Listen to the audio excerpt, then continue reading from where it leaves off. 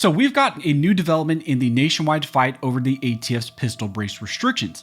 The rule is currently gone, it's been vacated nationwide, and as a result, most of the lawsuits against the brace rule have now been dismissed as moot.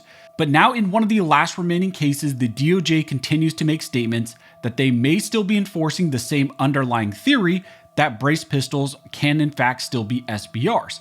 And more importantly, they're openly admitting that nothing changed even after the brace rule was struck down. But now we have something new that has kind of come out, and it's coming directly from the White House in their budget, and this itself is involving pistol braces. This adds another layer to this entire situation, so we need to talk about what is currently going on with this whole pistol brace issue. Now, before we jump into this video, if you want to support the channel, one of the best ways to do that is simply to subscribe. You can also click the like button that just tells the algorithm that you appreciate this content, and so it shares it with more people. I also want to thank one of the main supporters of this channel, which is Attorneys on Retainer. When it comes to self-defense protection, in my opinion, AOR is in a league of their own. They're backed by an actual law firm, the Attorneys for Freedom, and they're always trying to give you as much as possible as a member. They've added things like civil liability coverage, red flag law coverage for guaranteed attorneys, and they just added in the hero clause. So if you're interested, if you want to learn more about what they're offering, you can do so clicking the links down below.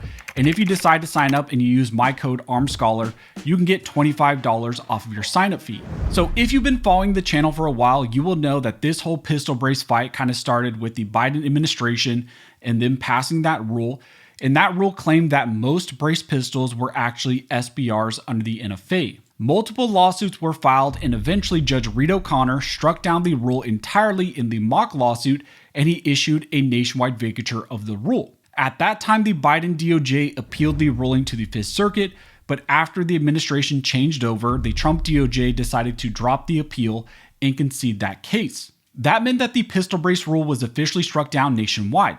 And after that happened, most of the remaining pistol brace lawsuits were dismissed as moot because the ATF agreed that the rule no longer existed. Now, currently, the lawsuit filed by GOA, Gun Owners of America, and the state of Texas is one of the last remaining pistol brace challenges that's currently standing. In the GOA case, GOA and Texas are asking the court here for something very different from some of these other lawsuits. They are not just asking the court to recognize that the brace rule is gone, they're asking the court to issue a permanent injunction blocking the ATF from enforcing its underlying legal theory. That legal theory that the ATF still holds is that braced pistols can be treated as short-barreled rifles under the NFA based purely on the statutory text and interpretation alone.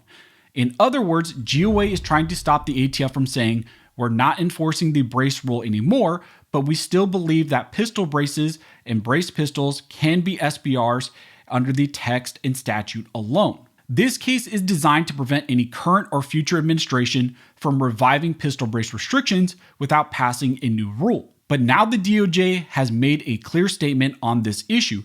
The DOJ filed a response in this case arguing that the case should be dismissed, and in that filing they made a statement that is incredibly important. They said that even though the pistol brace rule has been vacated, they are still enforcing the NFA and GCA against certain braced pistols. And then they go on to explain why they're doing that.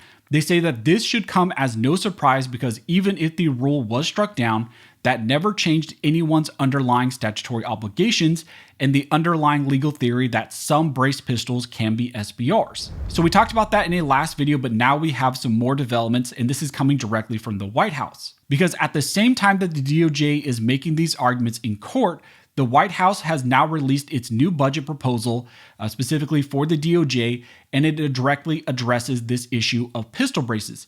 In that budget, the administration explicitly talks about moving away from prior firearms regulations that effectively criminalize law-abiding gun ownership. And this budget specifically references pistol brace regulations, restrictions on homemade firearms, and other regulatory actions tied to the ATF.